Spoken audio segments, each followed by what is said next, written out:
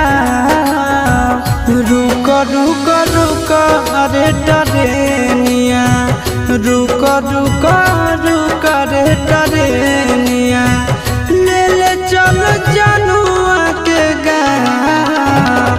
रुक रुक रुक रे टरेनिया।